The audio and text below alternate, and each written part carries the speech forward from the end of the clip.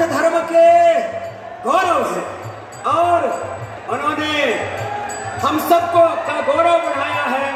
यहाँ आकर के बंजारा समाज, लबाना समाज और नागरा समाज को जो गौरव दिया है, एक बार बैठे बैठे जोरदार तालियों से अभिनंदन योगी जी महाराज।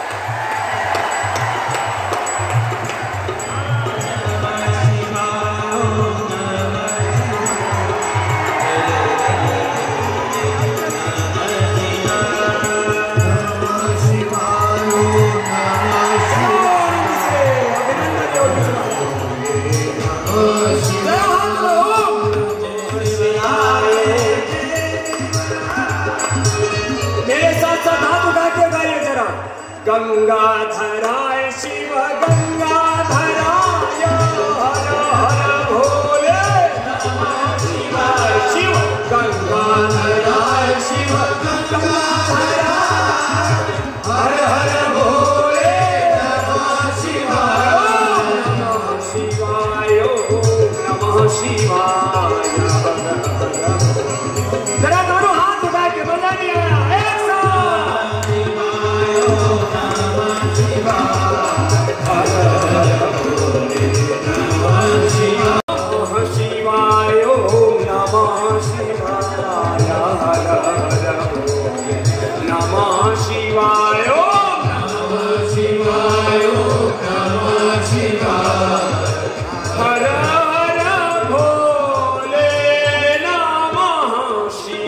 सद्भावना रखने वाले धर्म जागरण विभाग से जुड़े हुए हमारे सभी उपस्थित भाइयों बहनों, आप सबका आज के इस कुंभ के आयोजन में मैं उत्तर प्रदेश की जनता की ओर से हृदय से अभिनंदन करता हूं, स्वागत करता हूं।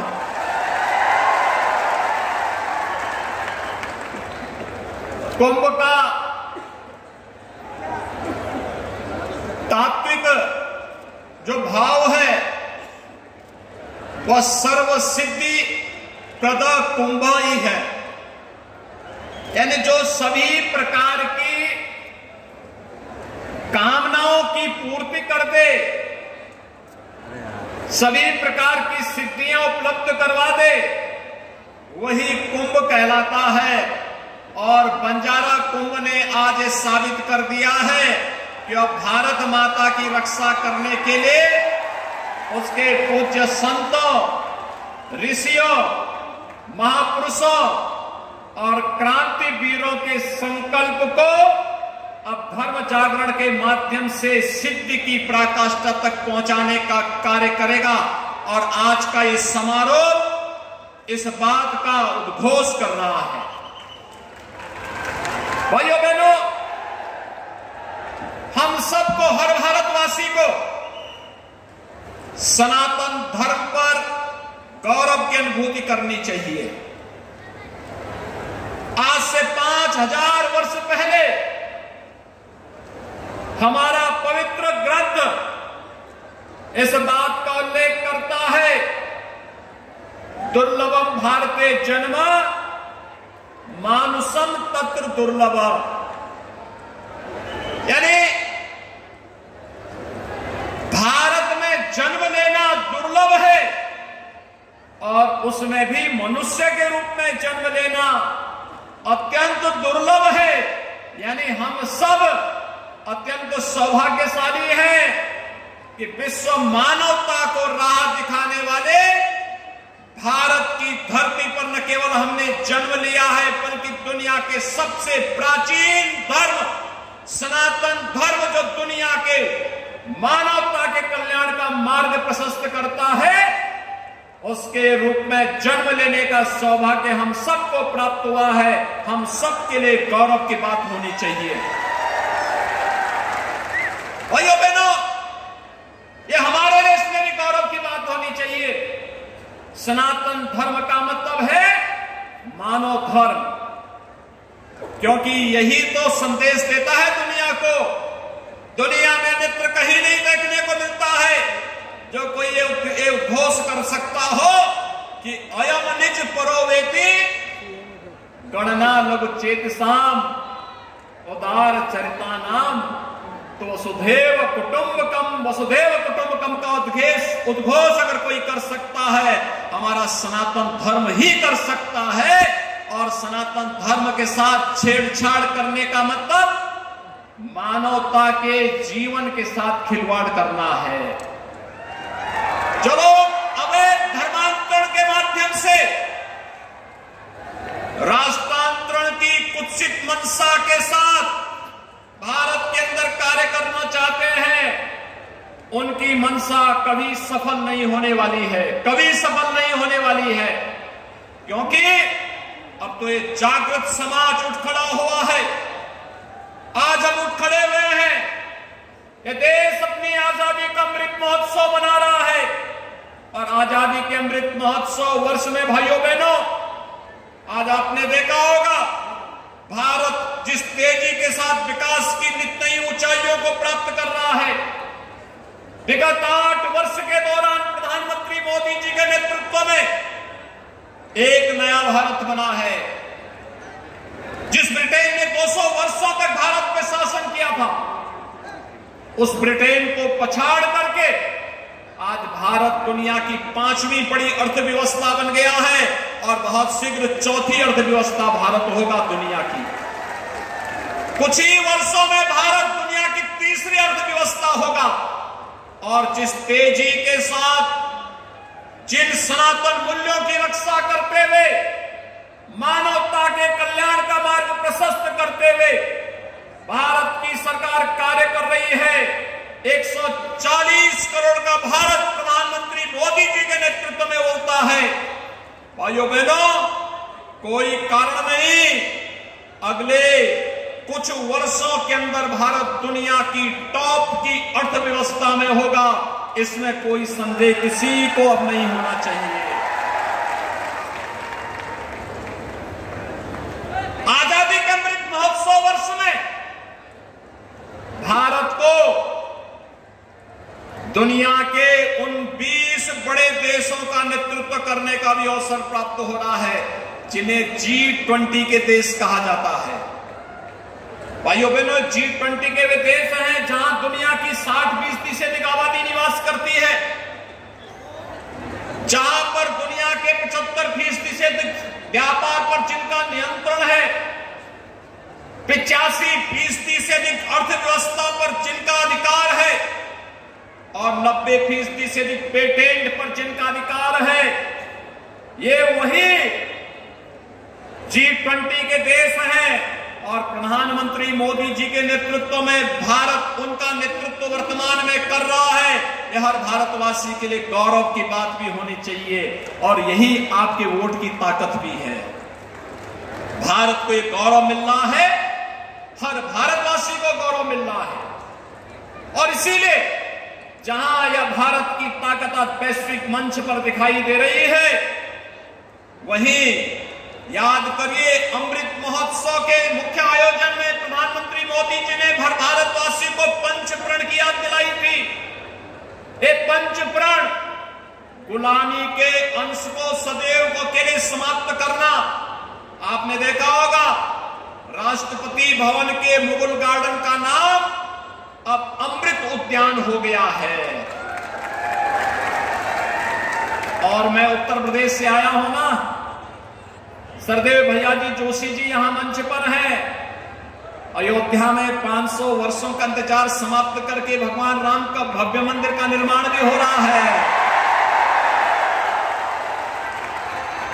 500 वर्षों में न जाने कितने संघर्ष हुए, न जाने लाखों हिंदुओं को बलिदान देना पड़ा, पूज्य संतों को अपने आप को बलिदान देना पड़ा।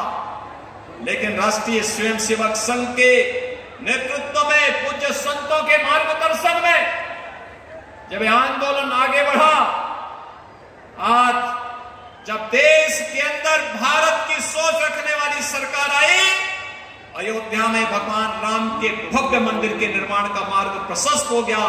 भव्य मंदिर का निर्माण कार्य इस वर्ष के अंत तक पूरा हो जाएगा और रामलीला अगले वर्ष के प्रारंभ में ही अपने भव्य मंदिर में विराजमान हो जाएंगे। हर भारतवासी गौरव के अनुभव करेगा। काशी में काशी विश्वनाथ धाम पूरी भव्यता के साथ हम सबको अपनी ओर आकर्षित कर रहा है। जो पहले 5 फुट की संकरी गली थी, आज प्रधानमंत्री मोदी जी के नेतृत्व में 50 मीटर का चौड़ा गलियारा बन गया है। 1 लाख श्रद्धालु एक समय में वहां आ सकते हैं। ऐसे ही महाकाल का महालोक है, केदारनाथ धाम का, और देश के अंदर भारत की सांस्कृतिक और आध्यात्मिक व्यवस्था परंपरा से जुड़े हुए इन पवित्र स्थलों के पुनरुद्धार का कार्य हो रहा है। यह है विरासत के प्रति सम्मान का भाव। हमने गुलामी के अंशों को समाप्त करना है, लेकिन अपनी विरासत पर गौरव की अनुभूति भी करना है। और इसी विरासत पर गौरव की अनुभूति करने के लिए भगवान श्री कृष्ण ने कहा था, स्वधर्मे निधनम श्रेय पर धर्मो भयावह। अपना धर्म चाहे जैसे भी हो, उसमें मरना भी श्रेयकर है, लेकिन दूसरे का धर्म हमेशा भय कारक होता है, भयकारक होता है। भाइयों बहनों, जो लोग धर्मांतरण करवा करके राष्ट्रांतरण की कुत्सित मंशा के साथ घुसपैठ करना चाहते हैं, इनकी इस कुत्सित मंशा को सफल नहीं होने देना है। हमें एकजुट होकर के कार्य करना है, एकता के साथ कार्य करना है, मिलकर के कार्य करना है, एक भारत श्रेष्ठ भारत के निर्माण के लिए कार्य करना है। हम सबको मिलकर के अपनी एकता के माध्यम से सबका साथ, सबके विकास, सबका विश्वास और सबके प्रयास के इस मूल मंत्र को अंगीकार करना है और इसको अपने जीवन का हिस्सा बनाना होगा। जब हम सब मिलकर के कार्य करेंगे, कोई जाति भेद नहीं, क्षेत्र और भाषा का कोई भेदभाव नहीं, किसी भी प्रकार का कोई अन्य भेदभाव नहीं, उत्तर से दक्षिण, पूरब से पश्चिम, पूरा भारत एक होगा और एक स्वर से बोलेगा, तो दुनिया की कोई ताकत आपको आगे बढ़ने से रोक नहीं सकती है। दुनिया ने कोरोना कालखंड में भारत की इस ताकत का एहसास भी किया है और उसी ताकत का एहसास आज धर्म जागरण आप सबको करा रहा है। बंजारा समाज हमारा आदि समाज है,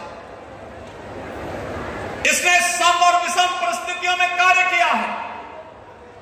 देश की आजादी की लड़ाई रही हो, धर्म की स्थापना के किसी भी अभियान का रहा हो, विदेशी आक्रांताओं के खिलाफ लड़ने का कार्य रहा हो, बंजारा समाज कभी अपने आप को पीछे नहीं किया है। हमेशा अग्रिम पंक्ति की सेना बनकर के वो लड़ता रहा है, जूझता रहा है और यही कारण रहा है कि उसे बदनाम करने के लिए ब्रिटिश शासन काल में तमाम और मुगल काल में भी तमाम तोहमत उसके ऊपर डाली गई। लेकिन अब देश स्वतंत्र है, अब हरेक को गले लगाने की आवश्यकता है। और भाइयों बहनों, मैं इसीलिए आज आप सबको मैं बताना चाहता हूं, उत्तर प्रदेश देश की आबादी का सबसे बड़ा राज्य है। उत्तर प्रदेश के अंदर कोई धर्मांतरण नहीं कर सकता है। अगर वहां धर्मांतरण करेगा तो उसे 10 वर्ष तक की सजा है। पहले किसी ने किया होगा, उसको अब सजा हो रही है। और यही नहीं है, देखिए उत्तर प्रदेश में दंगे भी बंद हो गए। अब वहां दंगे नहीं होते, पर्व और त्योहारों में कोई व्यवधान नहीं डालता है, क्योंकि उसे मालूम है अगर कोई करेगा, अगले दिन हर चौराहे पे इसकी फोटो लग जाएगी और तीसरे दिन बाप दादों की पूरी कमाई सरकार के कब्जे में आ जाएगी और फिर सड़क पे उसको कटोरा लेकर के दर दर की ठोकर खाना पड़ेगा। लेकिन साथ साथ अब कोई धर्मांतरण नहीं कर सकता, 10 वर्ष की सजा है। ऐसे ही गौ माता पर कोई क्रूरता नहीं कर सकता, गौ हत्या नहीं कर सकता, गौ मांस कहीं परोस नहीं सकता है। अगर करेगा 10 वर्ष की सजा का प्रावधान कर दिया गया है और सख्त कार्रवाई का प्रावधान कर दिया गया है। हम भेदभाव किसी के साथ नहीं करेंगे, लेकिन आस्था के साथ खिलवाड़ भी कतई बर्दाश्त नहीं करेंगे।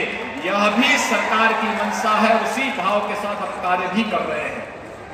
और आज मैं आप सबको ही कहने के लिए आया हूं, यहां पर देश भर से आया हुआ बंजारा समाज के प्रतिनिधि यहां पर आए हुए हैं। मैं उन सबसे इस बारे में कहूंगा, याद रखना, भारत के अंदर हम सब मिलकर के रहेंगे। अगर हमारा देश सुरक्षित है, हम सब सुरक्षित हैं। दुनिया के अंदर कौन ऐसी जाति, मत और मजहब है जिसको उसकी विपत्ति के समय, उसके संकट के समय हमारे सनातन धर्म ने और हमारे देश ने उन्हें संरक्षण न दिया हो।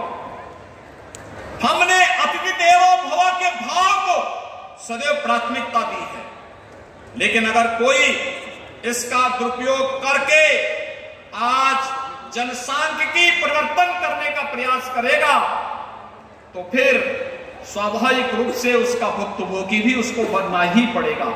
और इसके लिए कानून है, कानून के दायरे में ला करके सख्त कार्रवाई करनी पड़ेगी। इस बारे में हम सबको मिलकर के कार्य करना होगा।